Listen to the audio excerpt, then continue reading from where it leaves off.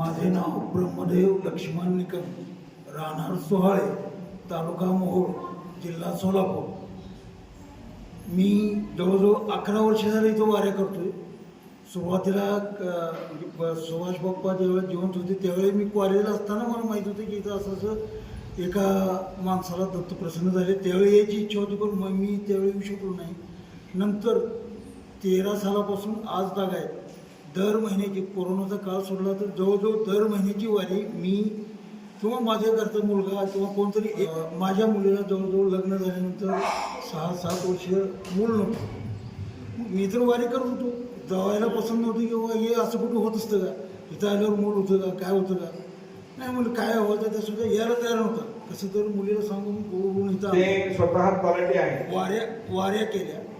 महाराज आमच्या जवळजवळ 3-4 वेळा महाराज आमच्या घरी आले. मी घरीही केलं, घरीही आशीर्वाद दिला, इथंही आशीर्वाद दिला.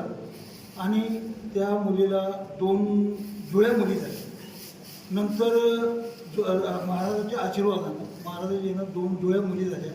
आणि नंतर इकडं नाही आहे त्याचा 3रा मुलगाही आता झाला. एकदम आनंदाचा आहे त्याचा. अगोदर भयंकर दुःखी होती. नवरा बी म्हणजे माझा जावाई बी नीट हे करत नव्हता, मुलगी बी भयंकर दुःखी होती. आम्हालाही वाटायचं मूल व्हावं. 5-7 वर्ष झाली. पण महाराजांच्या आशीर्वादाने इथल्या वाऱ्या केल्यानंतर मुलीला मुलगा झाला. एक अनुभव. दुसरा, मी शेतीमध्ये जवळजवळ 44 बोर घेतले होते. 2000 ते 2011-12 पर्यंत 44 बोर घेतली होती पाण्यासाठी. पाण्याला भयंकर हे केलं होतं. एकाही बोरला तर त्याला साक्ष आमच्या गावचा माणूस आला आहे ते सांगा, तिथं आहे. एकाही बोरला पाणी लागत नव्हतं. मग त्याची बोर घ्यायचं कंट्रोल थांबलो. आता नको म्हणलं, बोर घ्यायचं नाही, एक मोठं तळ करायचं म्हणलं.